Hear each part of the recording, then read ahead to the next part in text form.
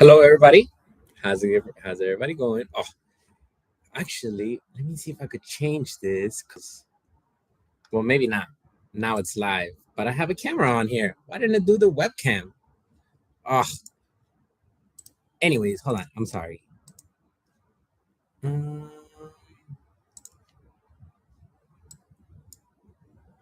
okay, I'm gonna leave that there. Give me a second. I have to start my Matter or Life or Debt on Facebook. Okay, give it a second. This is cool. I like this. Wearing a sweater because the window behind me is open because my apartment gets really warm in the my apartment gets really warm whenever it's sunny out. So I have to open up the window. Today is like 30 degrees outside and it's really cold. So excuse me. Welcome back, everybody. It's been a while. This is a matter of life or death. I am your host, Josue, and oh my god, it's so good to see you again. I'm so happy to be back on here. If you guys didn't notice, last week, which was the in between week between March and April, we didn't have a matter of life or death. And then we also didn't finish the last week of March, technically. So, and I'm sorry if you're watching because I'm on Facebook Live and on YouTube Live right now. So actually, I'm gonna move my Facebook Live camera a little bit more over so I could look at both cameras at the same time. Okay, I think that's good. Well, whatever. If you find us on Facebook, come to our YouTube, and if you find us on our YouTube, come to our Facebook, or vice versa. I think that's what I meant to say. However, yeah, so those months or the last week of March, I didn't have anything going on. Well, not that I didn't have anything going on. I had a lot mentally going on, so I needed to take a little break. And also there was some a little bit of up in the air of where the matter of life or debt segment sat at with our organization. However, they're here to stay. And hopefully I'm able to do I started dabbling with editing this weekend, so hopefully I'm able to bring you guys some new content this year. But until then, you guys are gonna get your matter life or debts every Tuesday and Thursday, Tuesdays in English and Thursday in Spanish. So without further ado, let's talk about this week's or this month's itinerary because this month, April, it is National Financial Literacy Month. It's annual. Every year, April is National Financial Literacy Month. And there's all sorts of things from anywhere. If you go on Facebook and you follow the Federal Trade Commission Facebook page, they'll have some postings there about it. Also, if you go to Council for Council for Econ ED for Education, because it's Council for Economics Education. And if you go to their website, www.councilforeconed.org, you're gonna see Financial Literacy Month there all over the website as well. I don't want to close that window because my phone it looks really good. I'm so mad that this webcam didn't work. Next week for sure, or on Thursday, I'm gonna get the webcam working because also it's gonna be better whenever it's not so bright. Like today, I'm catching you guys at a good time. So, anyways, being that is Financial Literacy Month, it's gonna be every April. Each April, our itinerary, not our itinerary. Well, it would be an itinerary, but our outline would look a little bit similar. You know, we're gonna talk about this week. We're gonna specifically talk about some budgeting basics, how to establish a budget, and then kind of like what to look for whenever you're establishing a budget. Next week, we're gonna talk about credit, the credit components, of course, your credit reports, and how to start credit, so on and so on. The third week, we're going to talk about savings basics, how to get into savings habits, how to develop savings, different saving strategies. And then on the last week, the fourth week, we're definitely going to recap all of the things we talked about. And then also I'm going to be talking about the importance on passing this information down to the youth. You know, we're definitely going to be talking about things such as like starting teenagers accounts, the importance on like them maybe having like a job or not necessarily a job, because they're in high school, but maybe they do some chores, and after they do some chores, there's some monetary reward for them doing them chores, and then that bridges or builds a connection between labor and pay. And once they have that connection going, they could understand a little bit more on how money works. Because a lot of times when it comes to kids, they're quick to ask for money. Like I remember when I was young, I was always too quick to ask for money. My parents would give it to me. I don't understand how labor intensive some of these things were up until I joined the army, and then I was in there doing labor intensive work, and I'm like, man, this is definitely not worth the paycheck.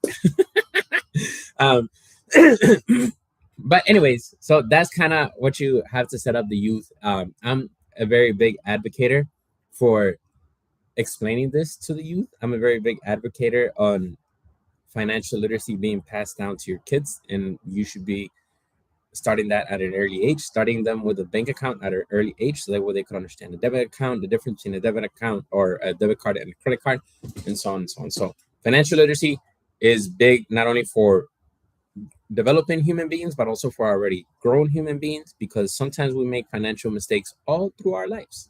And either we learn through those financial mistakes and we become better financially, or we don't. And we need Josue to help us on a matter of life or death, because then we're going to fall into debt if we're not alive. So that's kind of like the outline for the next 4 weeks. Like I said, English on Tuesdays, Spanish on Thursdays. We're gonna be both on Facebook and YouTube Live. So yeah, you really can't miss us. The good thing about this is if you miss it a live, then you can go into our YouTube page and then you could see previous lives. There's no caps like the Facebook has them, where you could only see them like 3 weeks ago, or like, yeah, or like 60 days or 30 days, I think it is. Anyways, if it's longer than 30 days and you can't see it on Facebook, come to our YouTube, and our YouTube has all of our information, phone number, website, and so on and so on. Without further ado, and I forgot my water today, but without further ado, let's jump right into it, and we're gonna go into some budgeting basics. Like I said, I'm gonna put some comments here. Actually, I'm gonna copy and paste. Facebook, sorry, but you guys are on my phone, and I can't copy and paste these websites on my phone. But what I'm doing here is I'm doing it on the YouTube Live. So I just posted 2 websites, which is the Council for Econ Ed.org website, and then the consumer.gov, because those 2 websites they have like a couple of different cool workshops that you could attend. They also have different workshops, not necessarily these listed on there, but they have workshops being offered all across the country, because it is a national month. So there is going to be some resources there for you guys when it comes to financial literacy education. I really hate the light right there. You guys can't, Facebook can't see it, but if you go to our YouTube Live, you'll see how that light is affecting my light. You know, I can't win. If it's too dark, it'll look too dark, too grainy. And if it's too bright, nah, it's just my aura, you know, my aura is too big. It like, I can't block it out. Maybe if I do this. No, that didn't help. Okay. So budgeting basics. First, to start a budget, you definitely have to identify the 2 sides of it, which one side is income and the other side is expenses. You definitely have to identify your income. There's this social media star. He's a YouTuber, actually. You guys might seen him or might have heard of him. His name is Caleb Hammer. What he does is he brings different people onto the show, and he goes through their budget with them. You know, he goes through their bank accounts, goes through see what they're spending, and goes through like their spending habits. And at the end, kind of builds a budget for them according to like their needs and all of that, what they talk about during the interview. Anyways, the reason why I bring him up is because there's many times where he's in the interview with these people, these clients, with these consumers, you know, and he always asks this question, like, how much do you bring in yearly? Usually they don't know their annual salary, which a lot of people, they might not know their annual salary. So, you know, you cut them some break. And then he's like, well, how much are you bringing in monthly? And, you know, some people, like, there's answers that he gets like, oh, maybe I do overtime this week. Sometimes I get paid more this week. Maybe I'm commissioned, so sometimes I get more commission this week. Some people don't even know what they're getting in monthly. So he goes like, okay, what's hitting your page? Like, what's hitting your bank account bi-weekly? When are you getting paid? When are you receiving money? This is important to know. Like a lot of people don't realize how important that answer on its own is. A lot of people. Let me see if this is live. Okay, it is. So I get scared because last week or the last time I tried to do this, I didn't press live on Facebook. But a lot of people, they get carried away just receiving the money and spending it, and they're not really cognizant on how much is really hitting your bank account. So you have to start a solid budget, to start a solid foundation. You definitely have to be cognizant and aware, fully aware of what hits your bank account whenever you're getting paid, whether it's your direct deposit coming every 2 weeks or whether it's your direct deposit coming every day or weekly. You should know how much money goes into your bank account, because that's exactly how much money you have to spend. You don't want to spend outside of your income, because that's just putting everything on debt, and you don't want to just be drowning in debt.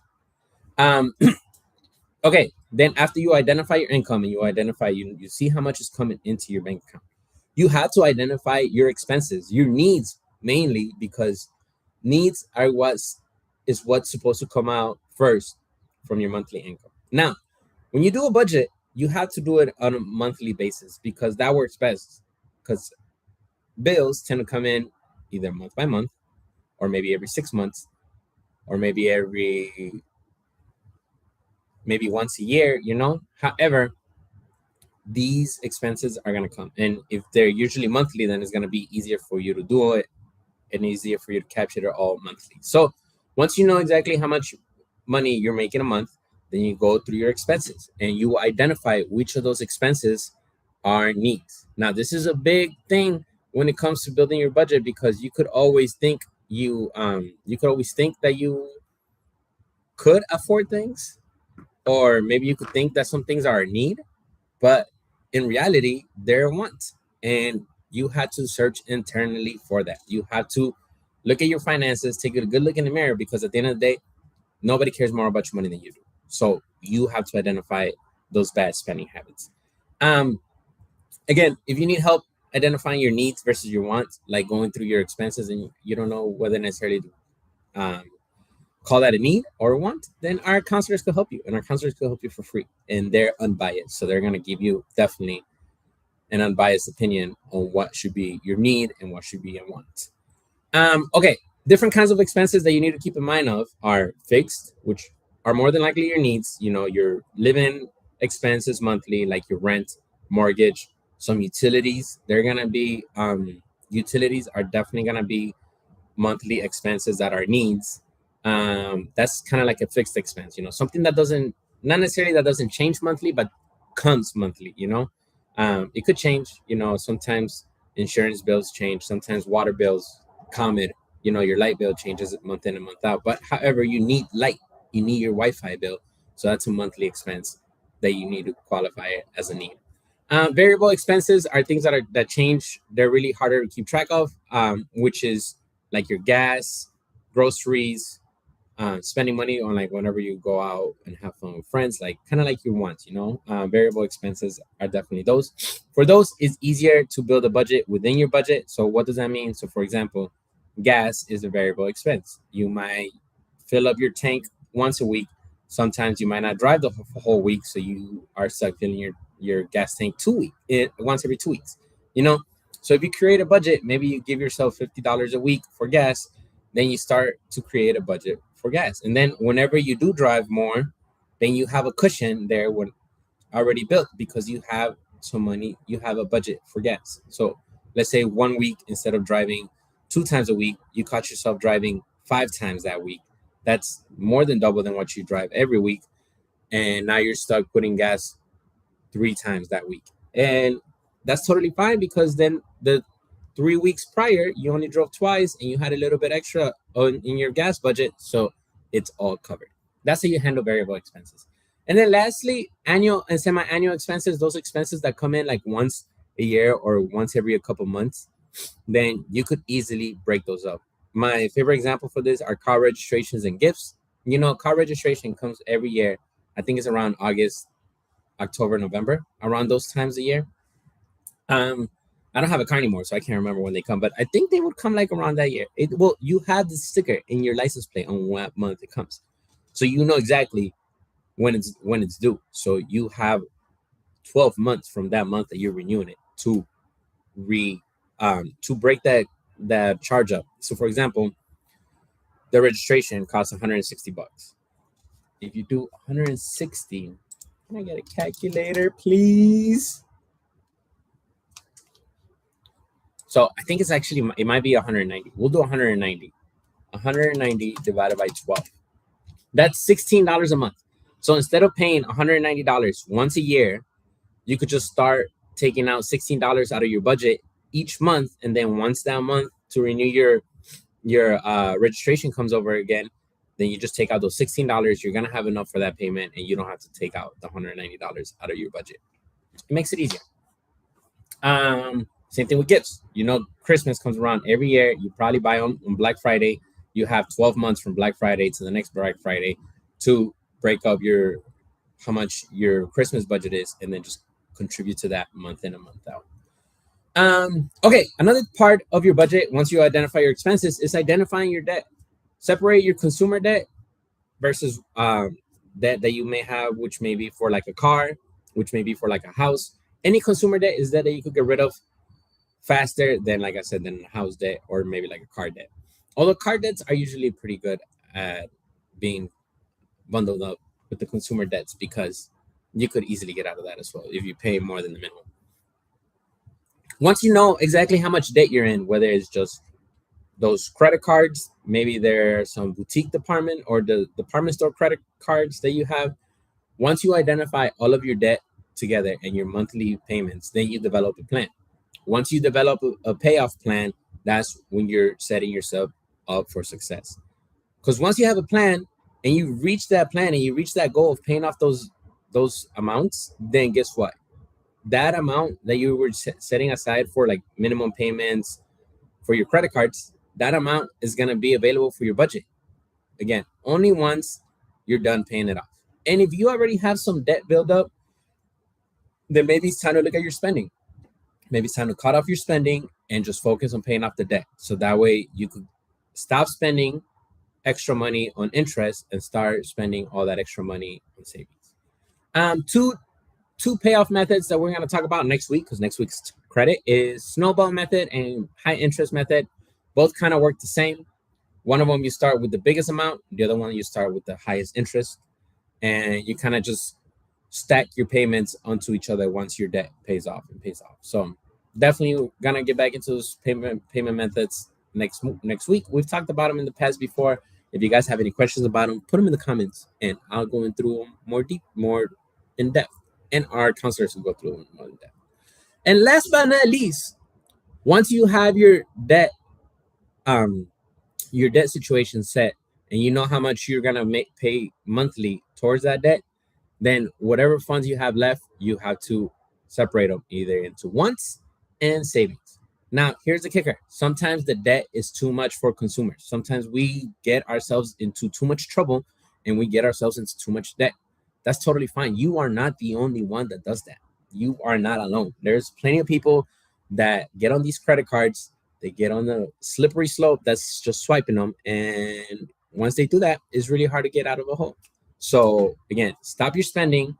And then if your debt is too much for you to save, then maybe you could start focusing on changing your spending habits, so that way you can stop spending on credit cards.